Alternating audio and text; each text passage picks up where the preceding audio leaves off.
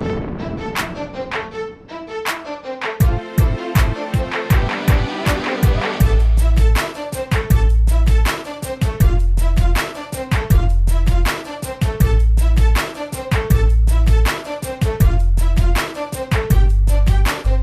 this is Brian Cannone. Thank you for visiting FitnessAtlantic.com. In this video, I'd like to talk a little bit about these competitions, fitness competitions, and we're talking about media exposure and what does it mean. Some shows, I've been to plenty of shows, and a lot of them want to brag about the amount of media. When you brag about media, you're hoping that you're gaining more athletes to actually enter into your show because they want to be discovered, you know? So you have these people that come to shows and you invite photographers. The one thing I really want to stress in this is to understand these things, to understand the photographers at shows, and to know who are they. You know, are they there because they have a press pass and they have credentials? And did they get that from the person that's producing the show? That's number one. Are they wearing a badge or a vest or something that says that they're a photographer for the show? And the next thing is their experience level. So you have people that have been photographers for years, and you have people that just went out and bought a camera yesterday. All right. The other thing is, what are they there to do? You know, who do they represent, these photographers that you're meeting? Do they have a website? Do they work for a magazine? Can they get you in a magazine? Are they telling you they can get you in a magazine? Are they just trying to sell pictures?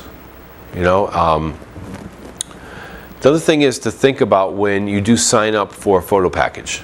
You know, my show always have my friend Todd Gansey. I rely on him. I trust him.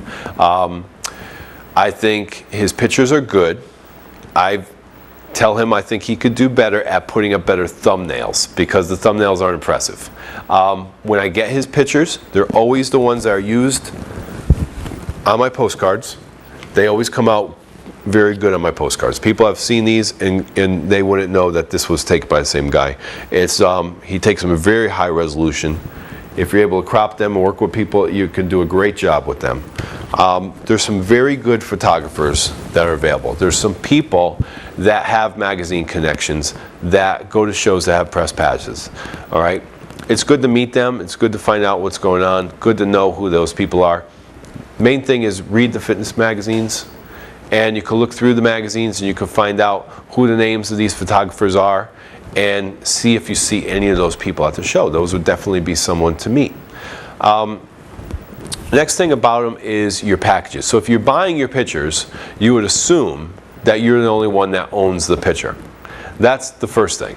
But if you buy the pictures, does the photographer still own the rights to the picture also? So that's something to think about. Think about the release form that you're signing for the photos. All right, we can get more and more into this. I'm just covering a little bit of the topics of it.